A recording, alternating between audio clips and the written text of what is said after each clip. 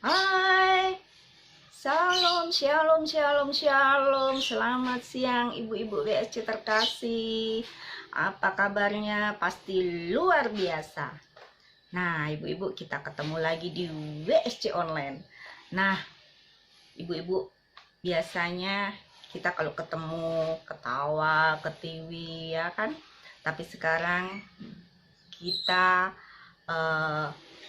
terpisah oleh jarak dan waktu.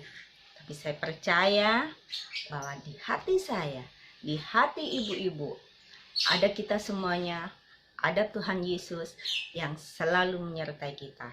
Jangan lupa ya ibu-ibu, jaga kesehatan, tetap stay at home, jangan lupa cuci tangan ya.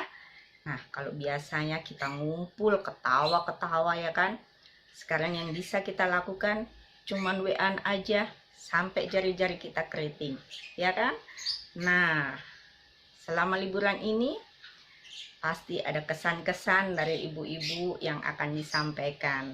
Nah, apa kesan-kesannya kali ini? Mari kita dengarkan. Halo, selamat pagi ibu-ibu. Nama saya Reni. Hari-hari saya sebelum ada corona sibuk di kelurahan karena saya kader PKK di kelurahan di mana saya tinggal. Setelah corona, semua dihentikan kegiatan saya. Akhirnya saya mau ngapain lagi ya? Oh iya, saya punya hobi bikin tas seperti ini ibu-ibu dari benang kur. Saya mau sibukkan diri saya dengan sesuatu yang positif, yaitu melakukan hobi saya yang selama ini tidak bisa saya lakukan.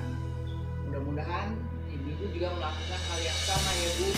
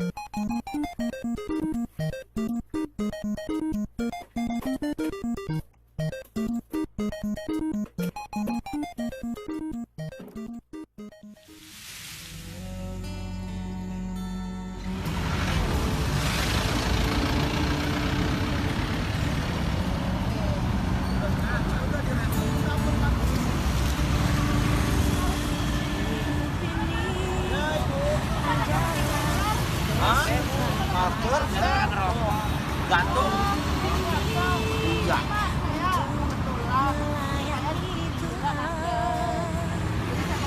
Jangan sia-siakan waktu yang hidup ini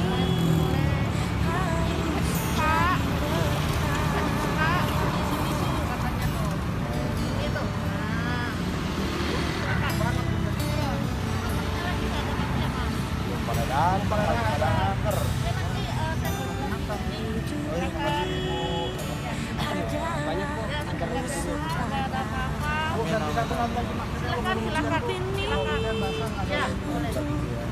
melayani Tuhan. Oh, berarti ini bisa coba lapisan ya.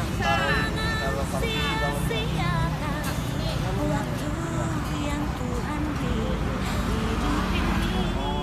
Tuhan, pakailah hidup sama aja ya Mas. Ya Mas, ya makasih ya. Iya.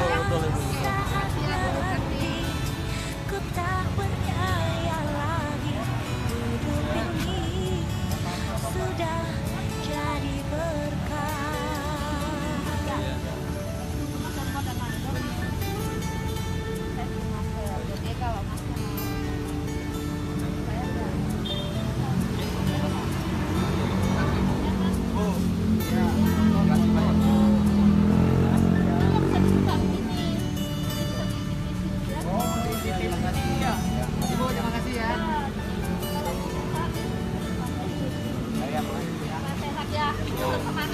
banyak ya Pak. adalah kesempatan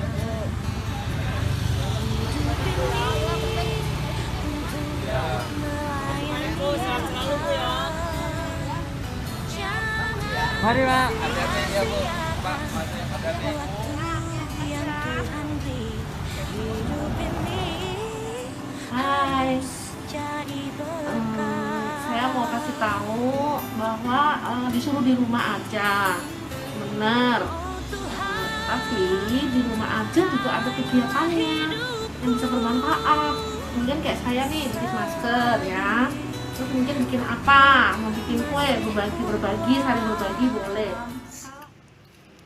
Masih di rumah aja. Yuk kita tetap semangat, tetap kerja. Nah, kalau di rumah aja itu kadang-kadang kita suka jenuh, urusan dapur, urusan makan, urusan cuci piring, cuci. Terus suatu saat saya punya ide, ada kain perca, saya jahit sendiri menjadi sesuatu yang bermanfaat. Bisa untuk lap piring, lap gelas, lap keringat, jangan ya keringat. Nah pokoknya ada jambal untuk pegangan wajan. Lihat langsung ya penampakannya.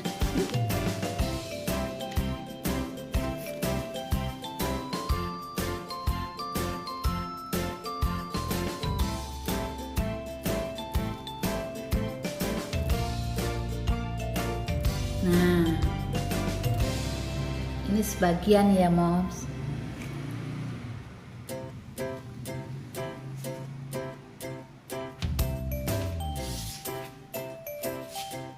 Gitu deh, biar di rumah nggak boring.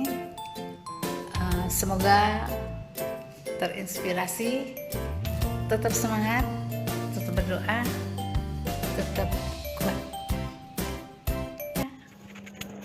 Selamat pagi ibu-ibu, saudara yang terkasih.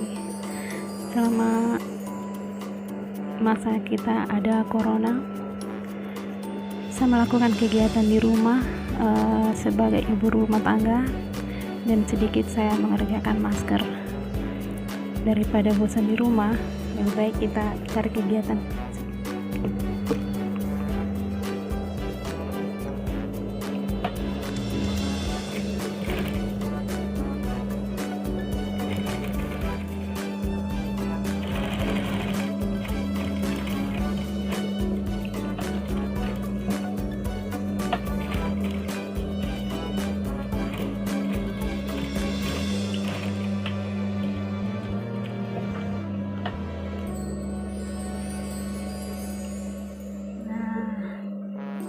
Maskernya sudah jadi.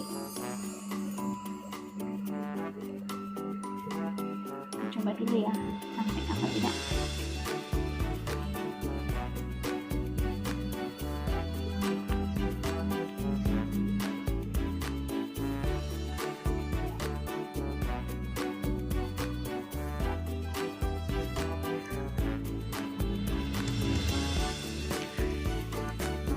Nah, jadi ini buatan tangan saya.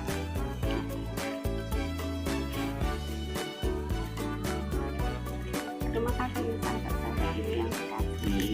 Semoga kita sehat semua dimanapun kita berada. Tuhan Yesus memberkati. Shalom, salam damai. Tetap di rumah aja ya, agar mata rantai virus ini cepat terputus. Dan jangan lupa jaga jarak. Hai ibu-ibu SY, apa kabar? Gimana semenjak corona? Kalau aku semenjak corona sempet stres sih di rumah. Tapi kita harus nggak boleh stres terus ya. Harus melakukan hal yang positif. Kayak aku nih sekarang aku manggang ubi nih. Manggang ubi sendiri, ubi Cilembu. Siapa yang mau? Nah, karena aku dari keluarga seneng banget jajan. Kan sekarang udah nggak bisa jajan lagi semenjak corona. Jadinya harus bikin sendiri, kalau enggak kasihan juga anak-anak nggak bisa jajan. Hari ini aku selain bikin ubi cembu, aku juga bikin siomay. Nih, Ya. pastinya. Masak kamu ya. Bikin siomay, masih ada yang kukus. Kalau ibu-ibu yang lain gimana? Bikin apa?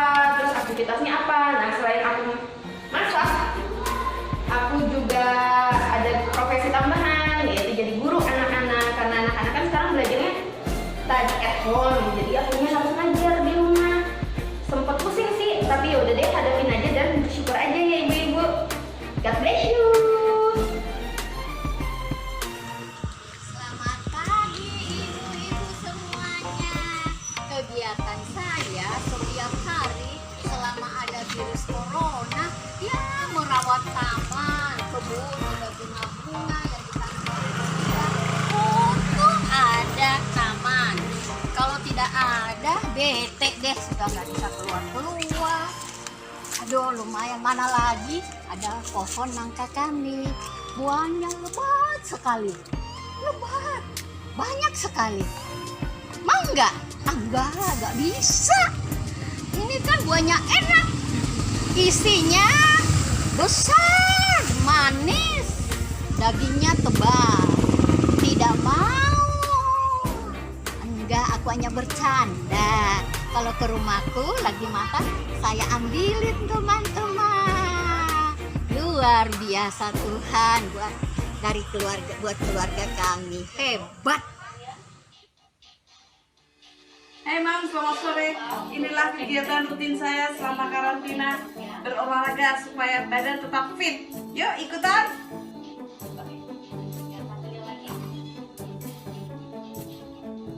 Hai Mam, habis olahraga, nyapu, beres-beres Mam, sudah sore Mam. Inilah rutinitas saya sehari-hari sebagai ibu rumah tangga. Walaupun karantina, nggak karantina ya seperti inilah Mam, rutinitas seorang ibu rumah tangga. Habis nyapu-nyapu, sekarang potong kuku nih Mam. Harus jaga kebersihan Mam, supaya kukunya tidak hitam. Gimana ibu-ibu yang di rumah, jaga kesehatan ya. Jangan lupa kuku juga dipotong loh ibu-ibu, karena kita kan banyak aktivitas ya ibu-ibu. Kuku juga kalau panjang bisa kotoran masuk di kuku, jadi mesti harus jaga kesehatan supaya kita tetap sehat ya ibu. Guys, Jen, kita lagi ngapain nih Jen? Kita lagi mau berbagi nasi kotak nih sama abang-abang ojek ya, sama orang-orang yang masih pinggir-pinggir jalan sini nih.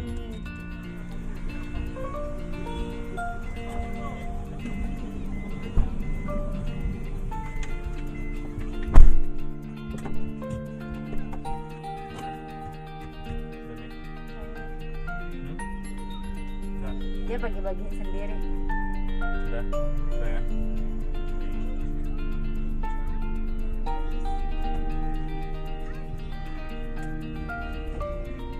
Ya pokoknya kegiatan selama di rumah aja itu nemenin bocah-bocah ini nih, 3 bocah ini nih. Jadi nggak berasa waktunya, cepet banget ya. Karena kegiatannya setiap hari main, belajar, mama, bikin kue. Jadinya nggak boring deh. Gitu aja ya. Oke deh. Dadah. Halo ibu-ibu, inilah kegiatan saya selama PSBB. Stay at home, katanya nggak boleh keluar rumah. Jadi ya gini deh, masak, bikin kue, ngajarin anak, jadi guru juga. Tapi ya dibawa happy aja lah. Ya inilah kegiatan saya. Terima kasih.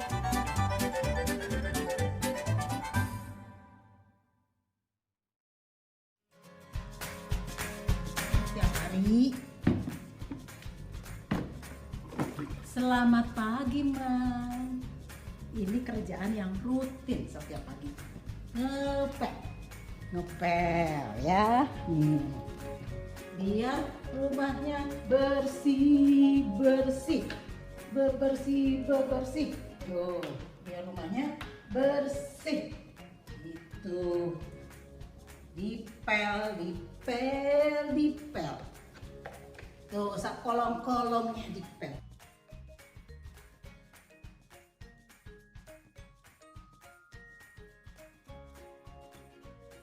Jadi, mami-mami yang cantik, selain tadi saya ngepel, itu ada lagi nih yang saya kerjakan. Di rumah aja. Lihat ya.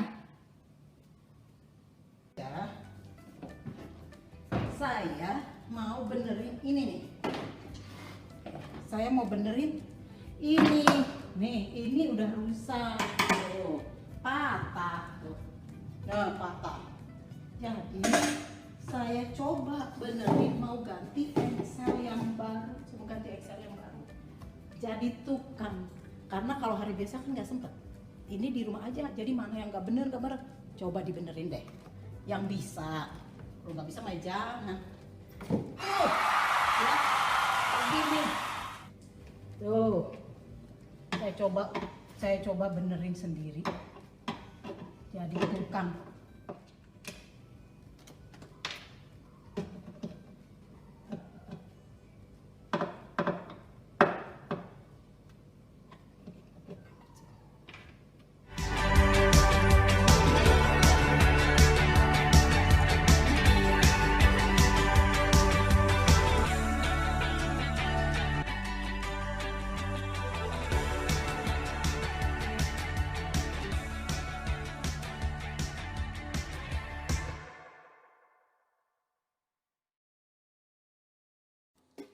Tuh.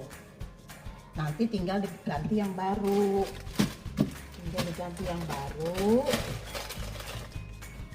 Tinggal nanti kalau diganti baru, tinggal ini dipasang. Nanti dipasang begini. Nah, nanti dipasang begini. Jadi rapi lagi gitu loh. Oke? Bye, Mam. Sampai ketemu di video berikutnya ya. God bless.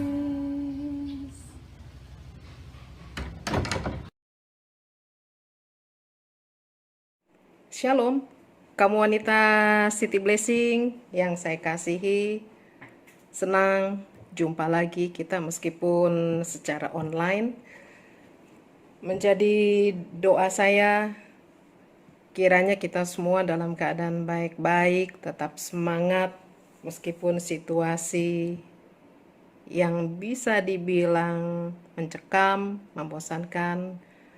Namun saya percaya saudara-saudara semua, saya dengar dalam keadaan yang baik, dalam keadaan yang sehat. Tadi pertama kita sudah melihat cuplikan singkat video yang bagus dari emak-emak yang ada di Karawaci City Blessing. Saudara, dari segala hal yang terjadi dalam kehidupan kita, apalagi sekarang pandemi COVID-19 yang bukan saja melanda negara kita, tetapi seluruh dunia, bisa ambil hikmahnya secara jasmani dan secara rohani. Jadi saya mau beri judul renungan saya yang singkat hari ini, mintalah hikmat yang dari atas, yaitu dari Tuhan. Memang sebagai anak-anak Tuhan, kita perlu hikmat Tuhan. Setiap hari bahkan. Karena setiap hari kita harus membuat keputusan. Ini menjadi sangat penting yang tidak bisa kita tawar. Kadang-kadang kita memang lupa untuk meminta hikmat Tuhan. Kita pakai kekuatan kita sendiri, kita mikir sendiri. Mungkin hasilnya ya, ada yang berhasil baik, tapi ada yang gagal juga. Kalau terjadi demikian, karena kekuatan kita sendiri, kalau gagal, kita menyesalnya setengah mati. Kita tidak bisa terima, kita malah jadi stres, lebih dari stres, bisa depresi. Tetapi kalau kita berhasil, karena dengan kekuatan sendiri, dengan pikiran sendiri, kita pikir kita orang yang hebat. dan kita cenderung menjadi orang yang sombong. Nah, tetapi pada saat ini saya ingin mengajak saudara-saudara kaum wanita di Karawaci City Blessing, marilah kita belajar meminta hikmat dari Tuhan. Saya akan uraikan pertama yang dari segi hikmah yang kita bisa ambil dari segi jasmani selama keadaan sulit pandemi COVID-19 ini. Pertama, hikmahnya nih. Pertama, kita bisa menjadi orang-orang yang kreatif. Karena mempunyai banyak kesempatan untuk berkreasi. Misalnya hobi memasak. Kita dapat berinovasi dengan bumbu, dengan penyajian yang enak dilihat.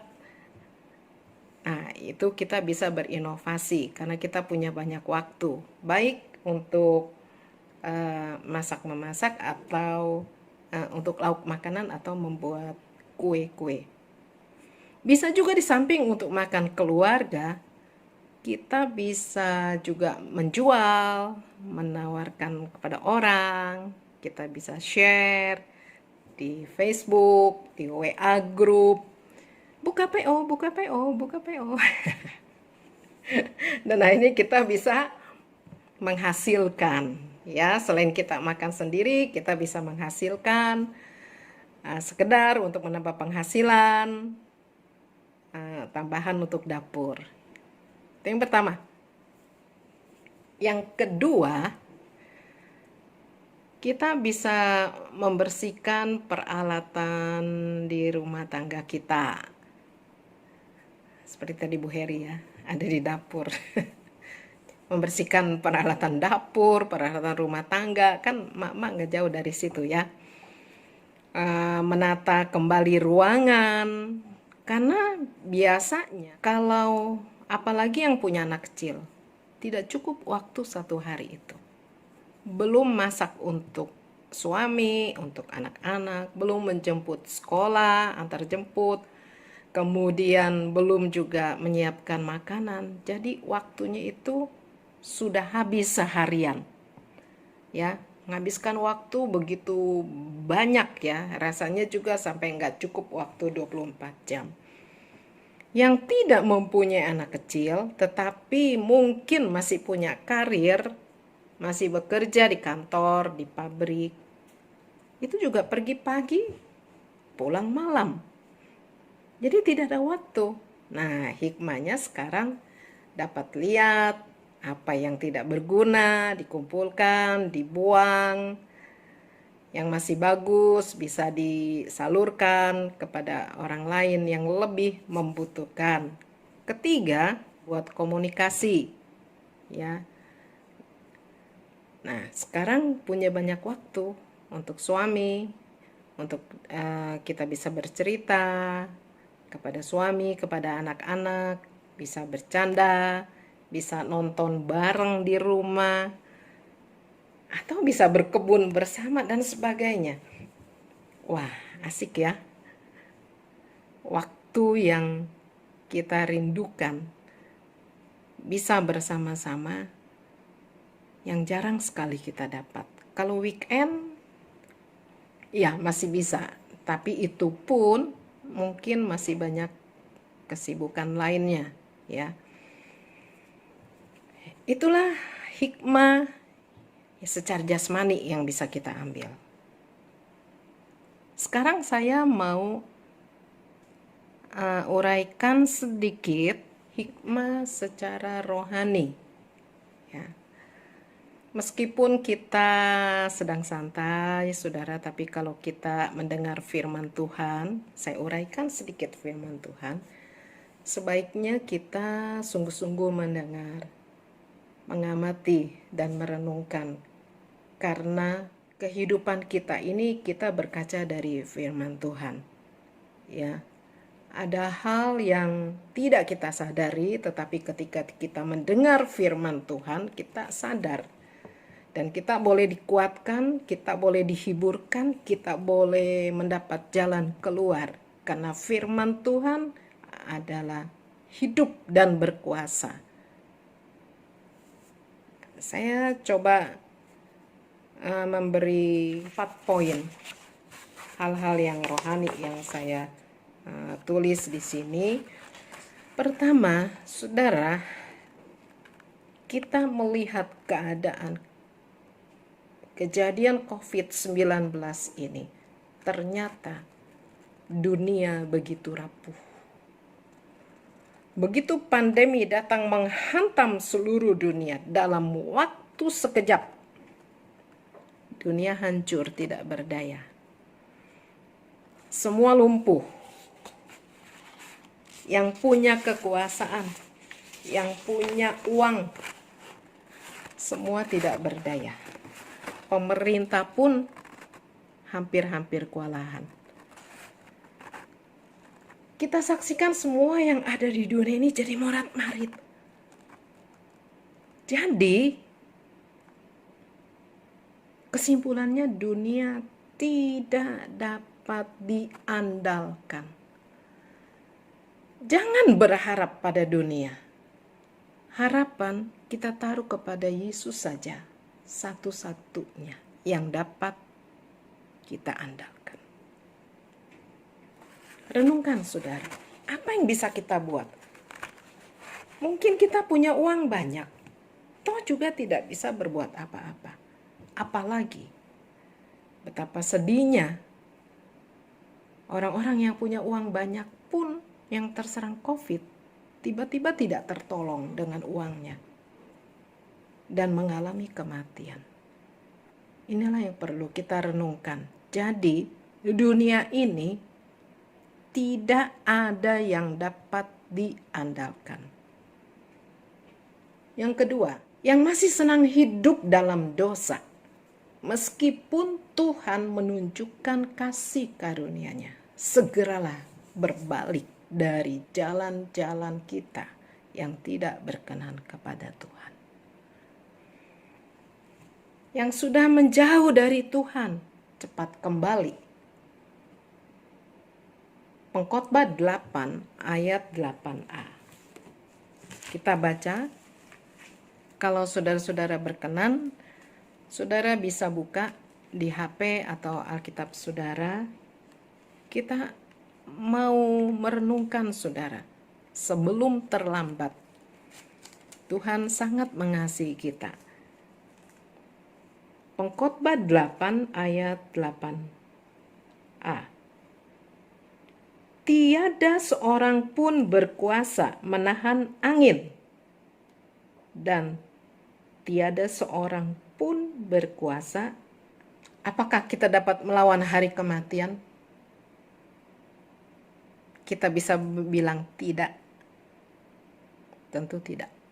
Tak ada seorang pun yang dapat melawan kematian dengan kekuatannya, dengan uangnya, dengan kekuasaannya. Semua hidup ada di dalam tangan Tuhan, penguasa satu-satunya kehidupan manusia. Mazmur 39 ayat 6. Mazmur 39 ayat yang ke-6. Saudara, Kak berkata demikian, sungguh hanya beberapa telempap saja kau tentukan umurku. Bagimu hidupku seperti sesuatu yang hampa. Ya, setiap manusia hanyalah kesia-siaan. Ini menunjukkan begitu singkatnya hidup kita di dunia ini. Dikatakan beberapa telempap saja. Telempap itu seukuran telapak tangan. Jauhnya hanya setelapak tangan aja jauhnya kehidupan kita. Yang menandakan bahwa hidup itu begitu singkat. Kita tidak tahu Yang masih muda-muda pun belum lama kita dengar sudah dipanggil Tuhan. Itu yang kedua ya. Jadi yang masih senang hidup di dalam dosa, Tuhan tangannya masih terbuka, kasih karunia-Nya tetap menantikan kita. Kembalilah. Yang sudah jauh dari Tuhan, cepatlah kembali sebelum terlambat. Yang ketiga, hikmahnya saudara, kuatkan hati kita untuk tetap bersyukur kepada Tuhan. Kita harus menguatkan hati kita saudara, karena oleh bersyukurlah kita akan mempunyai kekuatan yang baru dari Tuhan. Kalau saya belajar tentang perjalanan pelayanan Rasul Paulus, banyak sekali penderitaan yang harus dialaminya, yang harus ia tanggung.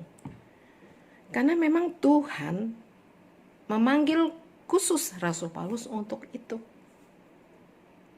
Yesus menubuatkan kepada Paulus bahwa ia akan mengalami penderitaan yang banyak karena mengabarkan Injil Kristus. Ketika ia akan naik banding kepada kaisar di Roma, saudara, ia mendapat kunjungan dari anggota jemaat. Maka Paulus mengucap syukur kepada Allah. Lalu kuatlah hatinya. Setelah dia mengucap syukur kepada Allah, kuatlah hatinya. Kita baca dalam Kisah Rasul 28 ayat yang ke-15. Berkata demikian, saudara-saudara yang di sana telah mendengar tentang hal ihwal kami, dan mereka datang menjumpai kami sampai ke Forum Appius dan Tres Taberne, forum untuk pengadilan Paulus ya. Ketika Paulus melihat mereka, maksudnya melihat jemaat yang datang menjenguk atau mensupport dia, ia mengucap syukur kepada Allah dan kuatlah hatinya. Saudara, pada waktu kita mengalami sesuatu yang begitu sulit, seolah-olah tidak ada jalan keluar, semua menjadi buntu bagi kita, Tuhan bisa buka jalan dengan caranya yang ajaib, dengan berbagai macam cara yang tidak terpikir oleh kita. Seperti saat ini, saudara, kita tidak tutup mata. Mungkin di antara ibu-ibu, suaminya PHK atau dirumahkan, atau ibu-ibu yang bekerja dirumahkan atau di PHK. Menurunnya pendapatan suami, misalnya yang bawa mobil Grab, itu jelas, bawa angkot, atau usaha sendiri berjualan, itu juga pembelinya kurang. Dan kita mengalami kesulitan. Jangan berkecil hati. Jangan menjadi tawar hati. Mari bangkit dan andalkan Tuhan. Di sini Tuhan mengajarkan kita, atau kita belajar untuk mengandalkan Tuhan. Berdoa dengan sungguh-sungguh sambil mengucap syukur. Kita tidak tahu apakah tiba-tiba kita punya ide yang Tuhan ingatkan, sehingga kita dapat membuat sesuatu, mempunyai satu kemampuan untuk menghasilkan, meskipun hanya sedikit, mungkin hanya sederhana yang kita buat, tapi kalau Tuhan campur tangan, Tuhan dapat melipat gandakan apa yang kita lakukan. Tapi kita harus bertindak. bertindaklah, lakukanlah apa yang bisa kita lakukan. Bertindaklah dengan iman, mempercayai bahwa Tuhan sanggup memberkati kita. Atau hal lainnya yang Tuhan mau kita buat. Namun di atas semuanya itu, jangan bersungut-sungut. Tuhan sangat tidak suka melihat anaknya menggerutu. Kita baca Efesus 5 ayat yang ke-20. Efesus 5 ayat yang ke-20. Ucaplah syukur senantiasa atas segala sesuatu dalam nama Tuhan kita Yesus Kristus kepada Allah dan Bapa kita. Mengucap syukur senantiasa atas segala sesuatu dalam nama Tuhan kita Yesus Kristus. 1 Tesalonika 5 ayat 18 juga berkata demikian, mengucap syukurlah dalam segala hal, sebab itulah yang dikehendaki Allah di dalam Kristus Yesus bagimu. Ingatlah saudara, bersungut-sungut tidak akan mengerjakan kebaikan bagi kita.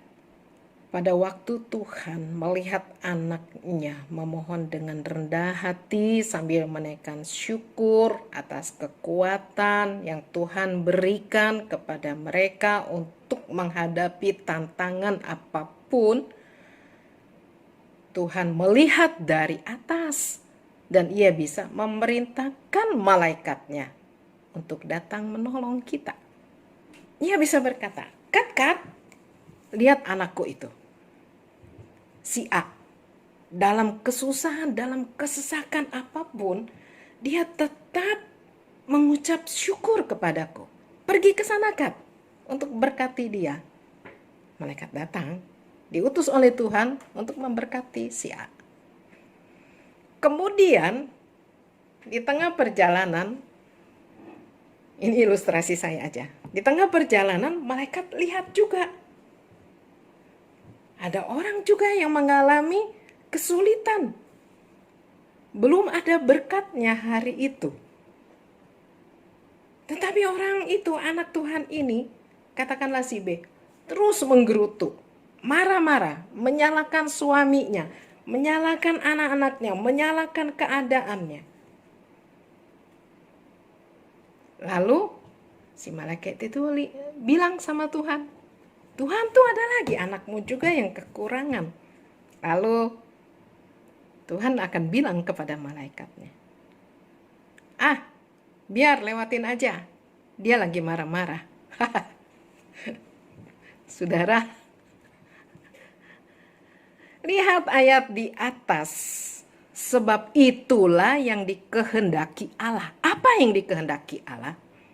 Mengucap syukur dalam segala hal. Camkan ini, mengucap syukur dalam segala hal. Itulah yang dikehendaki Allah. Jadi Allah sangat suka dengan orang yang mengucap syukur. Kalau orang yang menggerutu marah-marah, Tuhan gak suka. Tuhan liatin aja sampai seberapa kuat. Camkan hal ini, saudara. Pilihan ada di tangan kita. Kalau saya mau saksikan, saudara, terlalu banyak pertolongan Tuhan saat saya mengalami kesesakan dalam waktu yang begitu sempit. Saya hanya berserah kepada Tuhan dan percaya Tuhan pasti buka jalan. Dan pertolongan yang tidak pernah saya bayangkan seringkali terjadi. Tuhan menolong saya tepat pada waktunya. Karena saya mengalami, jadi saya meyakini hal ini. Dan kesaksian yang saya sampaikan bukan kesaksian dusta. Saudara saya dapat melihat, dapat mendengar kesaksian saya, saudara-saudara kandung. Teman yang dekat sama saya juga sering kali saya saksikan betapa ajaib, betapa heran Tuhan itu bagi saya. Dia tidak pernah meninggalkan saya. Meskipun seolah-olah jalan begitu gelap tadinya. Tetapi pada saat yang tepat pertolongan pun datang dari Tuhan. Jadi mau marah-marah atau mengucap syukur? Marah-marah menggerutu tidak akan mendatangkan kebaikan. Malah membuat kita makin tertekan, makin stres. Karena kita berpusat kepada diri sendiri. Tapi marilah serahkan semua kepada Tuhan. Naikkan permohonan kita sambil mengucap syukur. Terakhir yang keempat. Kemudian hikmahnya lagi nih, bagi kita yang berkecukupan, ini adalah kesempatan yang Tuhan berikan bagi kita untuk memberkati saudara-saudara kita yang sedang berkekurangan. Belajarlah peka mendengar suara Tuhan. Tuhan bisa berbicara kepada kita melalui apa saja. Asalkan kita mau belajar taat. Entah melalui orang lain, entah hal yang kita lihat sendiri, atau apa saja. Tuhan bisa beritahu kepada kita untuk melakukan sesuatu. Mengenai pemberian, bukan bicara masalah besar atau kecil, tapi bicara seberapa tulusnya kita memberi. Galatia 6 ayat 2. Galatia 6 ayat 2 berkata, bertolong-tolonganlah menanggung bebanmu. Bertolong-tolonganlah menanggung bebanmu, demikianlah kamu memenuhi hukum Kristus. Jadi kalau saling tolong-menolong, kita memenuhi hukum Kristus. Ayat berikutnya Galatia, masih di Galatia pasal 6 ayat yang ke-10. Galatia pasal 6 ayat yang ke-10. Karena itu, selama masih ada kesempatan bagi kita, marilah kita berbuat baik kepada semua orang. Tetapi terutama kepada kawan-kawan kita seiman. Ya, kalau seiman aja kita nggak bisa mengasihi, apalagi yang di luar sana. Terutama kepada kawan-kawan kita seiman. Tuhan menekankan, perhatikan dulu kawan-kawan kita seiman. Mereka yang menderita, yang perlu pertolongan. Perhatikan, saling membantu. Berbuat baik. Ini nasihat Rasul Paulus kepada jemaat yang ada di Galatia. Kepada kita juga berlaku. Mari saudara, kita saling peduli kepada saudara-saudara seiman kita. Sehingga yang kekurangan, yang membutuhkan dapat tertolong. Nah, 4 hal itulah yang ingin saya sampaikan saudara. Masa-masa yang sulit, kalau kita tanggung bersama-sama, ada kasih, ada nasihat, ada pemberian dari saudara-saudara seiman kita, maka itu akan membangkitkan semangat kepada orang-orang yang ada di lingkungan kita. Dan menjadi pelajaran juga bagi kita di dalam kesesakan apapun, belajar mengandalkan Tuhan, minta hikmat Tuhan, apa yang harus kita perbuat. Tidak ada yang dapat kita andalkan dari dunia ini, saudara-saudara kita atau siapapun, tetapi mereka dapat dipakai oleh Tuhan untuk memberkati kita. Tetapi fokus kita bukannya kepada manusia, hanya kepada Tuhan yang menjadi sumber pengharapan kita, sumber berkat kita, sumber pertolongan kita, sumber kesembuhan kita. Saudara-saudara, dari hal yang saya sampaikan di atas, yang sudah saya sampaikan, marilah kita mempunyai sikap yang positif. Ya. Ada pertolongan Tuhan dalam setiap kesesakan yang kita alami. Tetaplah berdoa dan mengucap syukur. Ingat, jangan menggerutu. Hanya satu yang kita andalkan, yaitu Tuhan Yesus yang kita percaya. Dia adalah Tuhan yang selalu setia memegang janji-janjinya. Kalau ada yang sudah lemah, bangkitlah dan bersyukurlah. Pertolongan Tuhan tidak pernah terlambat. Saya akan tutup acara kita hari ini. Kiranya saudara dapat mencerna firman Tuhan yang sangat sederhana yang saya sampaikan tadi. Saudara, saya rindu kita semua bertumbuh di dalam Tuhan, sehingga semuanya dapat menikmati kebaikan Tuhan dalam suka dan duka. Kita tutup dalam doa pertemuan kita siang hari ini. Mari kita sama-sama berdoa. Bapa, di dalam nama Tuhan Yesus Kristus kami bersyukur. Kami masih mempunyai kehidupan yang Kau berikan di dalam dunia ini. Itu berarti kami terus bekerja bagi kemuliaan nama-Mu Tuhan. Dan kami akan taat akan segala firman-Mu yang hidup dan berkuasa.